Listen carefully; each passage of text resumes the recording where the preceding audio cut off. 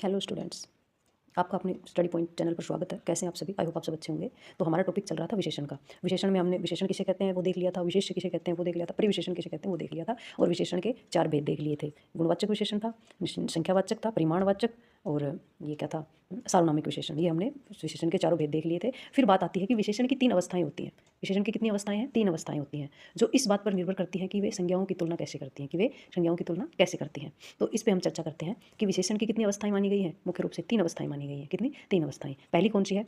मूलावस्था। दूसरी कौन सी है? उत्तरावस्था। और तीसरी है उत्तमावस्था। तीसरी कौन सी है? उत्तमावस्था। तो चलिए एक एक करके इनके बारे में हम डिटेल से देखते हैं। तो पहली कौन सी है? मूल अवस्था।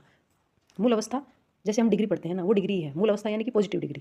मूल अवस्था यानी कि पॉजिटिव डिग्री। यह विशेषण का मूल रूप है जिसमें किसी भी प्रकार की तुलना नहीं की जाती। यह केवल किसी व्यक्ति, वस्तु, स्थान के सामान्य गुण की विशेषता को बताता है। ये किसको बताता है? व्यक्ति के सामान्य गुण की विशेषता को बताता है। जैसे राम अच्छा लड़का है। राम कैसा है? अच्छा लड़का है। ये एक सामान्य विशेषता है।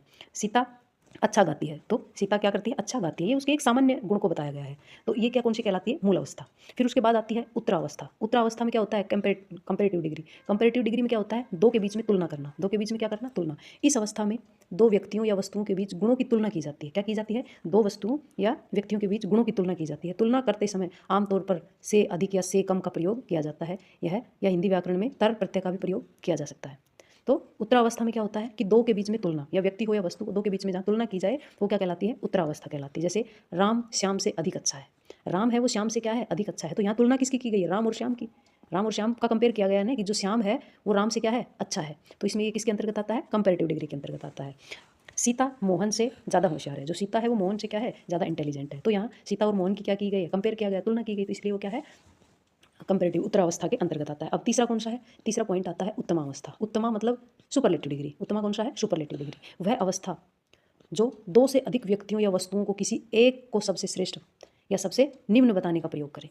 क्या बताया इसमें? कि जिसमें वह अवस्था है जिसमें दो या दो से अधिक व्यक्तियों या वस्तुओं को किसी एक से या तो सबसे श्रेष्ठ या सबसे निम्न का प्रयोग बताने का प्रयोग किया जाता है। इसमें सबसे या अधिकतम जैसे शब्दों का प्रयोग किया जाता है, या हिंदी व्याकरण में तम प्रत्यय का भी प्रयोग किया जाता है। उसमें तर और इसमें तम प्रत्यय का प्रयोग किया। जैसे उच्चतर, उच्चतम, महांतर, महानतम।